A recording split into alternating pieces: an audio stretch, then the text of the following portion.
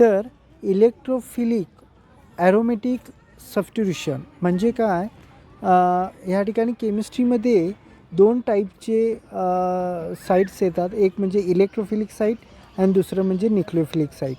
आता electrophilic site म्हणजे काय, त्या ठिकाणी इलेक्ट्रॉन डिफिशियंट स्पेसिस म्हणजेच काय, त्या ठिकाणी इलेक्ट्रॉनची कमतरता असणारी पोझिशन.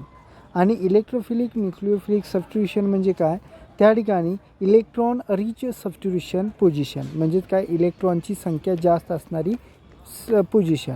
आता या ठिकाणी आपण बघतेवेळी इलेक्ट्रोफिलिक पोझिशनच्या दृष्टिकोनातून विचार करणार आहे आणि ते कशावरती, ॲरोमॅटिक सबस्टिट्यूशन म्हणजे जे काय रिंग्स वगैरे जे असणार आहेत, म्हणजे ॲरोमॅटिक रिंग असेल, त्याच्यानंतर नॅफ्थॅलिन वगैरे जे असतील, ज्या रिंग्स असतील सायक्लिक कंपाऊंड, त्याच्यावरती इलेक्ट्रोफिलिक सबस्टिट्यूशन कशा प्रकारे होऊ शकतं ते त्या ठिकाणी आपण बघणार आहोत. आता या ठिकाणी carbon hydrogen bond is broken and a new carbon इलेक्ट्रोफाईल bond is form. म्हणजे त्या ठिकाणी काय होणार आहे, कार्बन आणि हायड्रोजन जो काय बॉन्ड असणार आहे ॲरोमॅटिक कंपाऊंडमधील, तर तो त्या ठिकाणी ब्रेक होणार आहे आणि हायड्रोजनच्या जागी त्या ठिकाणी इलेक्ट्रोफाईलची सबस्टिट्यूशन होणार आहे.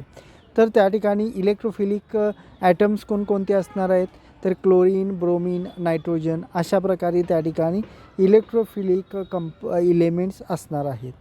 आता देर are 6 key electrophilic aromatic substitution reaction in most introductory organic chemistry courses. Chlorination, bromination, nitration, sulfonation, Friedel Crafts alkylation and Friedel Crafts acylation. तर या ठिकाणी ऑर्गॅनिक केमिस्ट्रीमध्ये आपण बघतेवेळी त्या ठिकाणी जे काय 6 इलेक्ट्रोफिलिक ॲरोमॅटिक सबस्टिट्यूशन रिॲक्शन्स आहेत ते आपल्याला पाहायला मिळतात.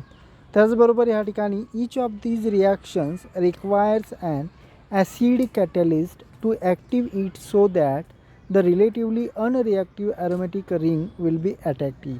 म्हणजे काय, त्या ठिकाणी समजा इलेक्ट्रोफिलिक सबस्टिट्यूशन करायचं असेल, त्यासाठी आपल्याला ॲसिड कॅटॅलिस्ट जो आहे तो ॲसिड कॅटॅलिस्ट त्या ठिकाणी मदत करत असतो.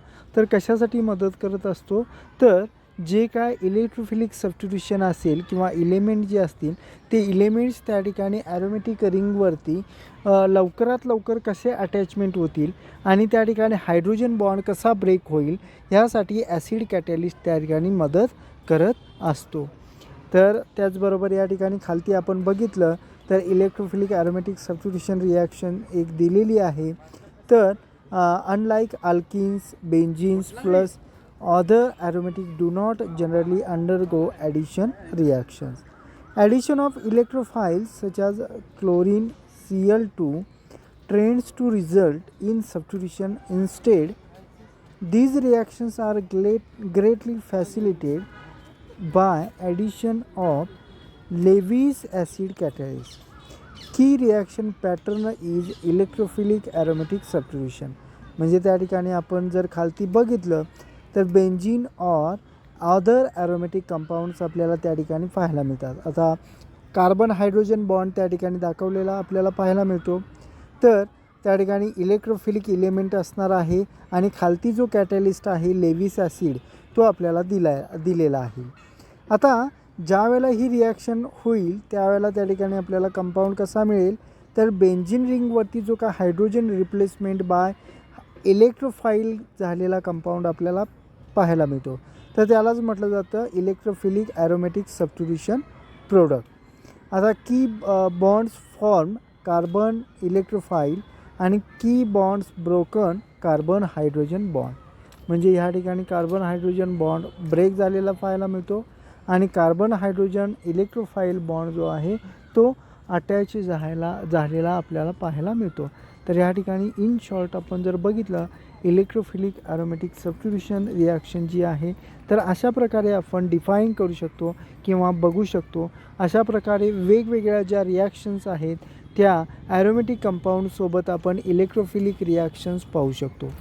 तर थँक्यू. या ठिकाणी आपण केमिस्ट्रीसाठी जो एक महत्त्वाचा किंवा बेसिक जो पॉईंट आहे इलेक्ट्रोफिलिक सबस्टिट्यूशन रिॲक्शन या ठिकाणी बघितलेला आहे.